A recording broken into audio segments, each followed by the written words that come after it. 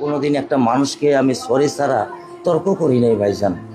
তা আমার এই 8 বছরের মাসুম একটা বাচ্চা কি অপরাধ? আমি এই কলজাটা ছাড়া আমি থাকবো কেমনি? আমার এই বাচ্চাটা আমি ঘরে ঢোকার আগে ফ্রিজের মধ্যে আমার জন্য শরবত বানায় রাখে। আমার বড় মেয়ে না, আমার ছোট মেয়ে 8 বছরের মেয়ে। বাবা শরবত ছবি এখানে লাগায় রাখছে, বাবা তুমি আমাকে নিয়ে যাবা।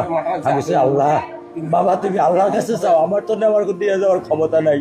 আমার মেয়ে আল্লাহর কাছে চলে গেছে, আমার মেয়ে আল্লাহর কাছে চলে গেছে। আমার মাসুম এই বাচ্চাটা কি অপরাধ করছে নির্মম ভাবে আমার বাচ্চাটাকে হত্যা করলো? কি আমার ক্ষতি, কি আমার অন্যায়, কি আমার দোষ? আমি একটু জানতে চাই আপনাদের কাছে। আমার যদি কোনো দোষ থাকে, আমার কোনো যদি অন্যায় থাকে, প্রকাশ্যে আপনারা আমার ফাঁসি দিয়ে দেন। আমি এই বাচ্চাটা ছাড়া আমি থাকবো কেমনি? আমি কেমনি আমার এই কলজা টুকরা ছাড়া আমি থাকবো?